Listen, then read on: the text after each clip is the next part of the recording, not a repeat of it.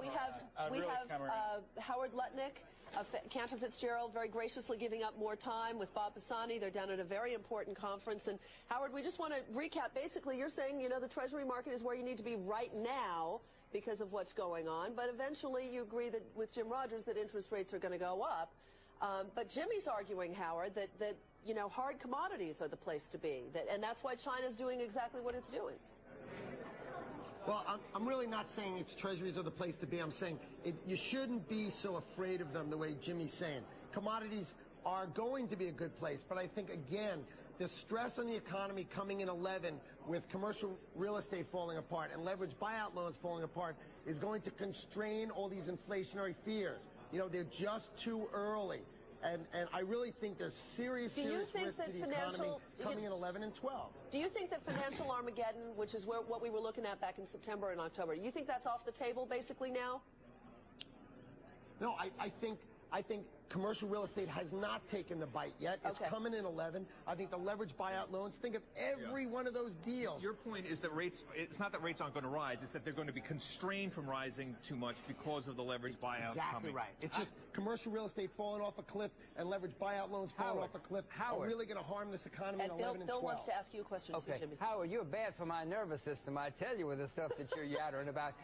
Who do you think is printing all this money? You know that for the first time in world history, every central bank in the world is printing huge amounts of money. This has never happened, but it's always led to higher prices. Angela Merkel should run the Federal Reserve. Absolutely, absolutely. She gave the greatest riff and rant I've ever seen from an elected head of state in the history of the earth. She actually said central banks should stop printing money. I've never heard a politician say this before, the German chancellor. But Howard, let me just ask you on the commercial real estate thing, which is a fair point, okay? I'm sure that there's toxic assets there, but doesn't economic recovery solve that problem? I mean, when you look at the spreads in that market, they've come way in. When you look at the insurance options, the CDX is written against that stuff on the market indexes. They've all come down very nicely. You know what? You used to be able to finance a building at a 4% expected return, a 4% cap rate. Right? Now they're all 8 and 9% expected cap rates. You go to refinance a building, you are going to do it at half the value of the current outstanding loan.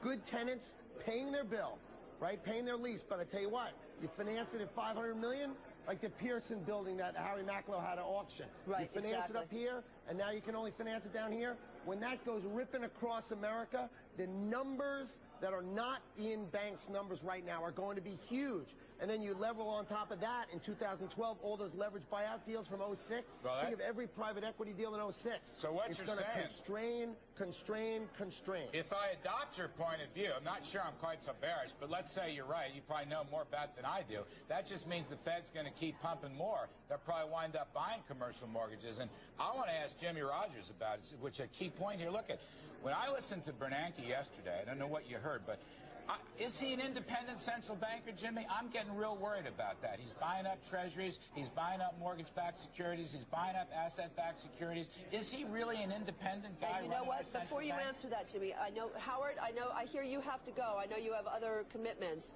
so we're going to let you go. But thanks a lot. It was a lot of fun. And please come back and join us again soon, okay? Okay. Thanks, guys. Good luck, Howard. And Bill Griffiths wants to ask you a question, too, and then you can answer Larry's question. No, go for it. Go ahead, Bill. Go ahead. I want to hear the answer to this question first, before I bust your chops. Okay, but Bill, we're having a reunion, so you might as well get into all this. All right, Larry, Mr. Bernanke, Professor Bernanke, he's a Princeton professor. You have a Princeton degree. Maybe that's what happened to you all those years. He was one of only 3 non-socialists on the Princeton Department of Economics, and I have a respect for him, and I know he wants to do the right thing. But, Jimmy, I am very worried that he has lost his independence and the Fed is doing things it shouldn't be doing. Of course it is. First of all, he's in over his head. He doesn't know what he's doing. The poor man is out of his league. No, he's a bright man. He's come on. He's an Ivy League professor. Out of his league? Well, I understand. But I think he's out of his league. In that milieu, you mean you went to Yale. In that milieu. Wait a second. Let's give him a little credit for his innovation, for thinking outside of the box. We're not in collapse. Okay, we have cauterized the wound and we're doing okay. We're starting the worst economic crisis, arguably, that this world has seen since the Great Depression. And he bungled it totally, Sue. He bailed out all of his friends. The financial markets are still here.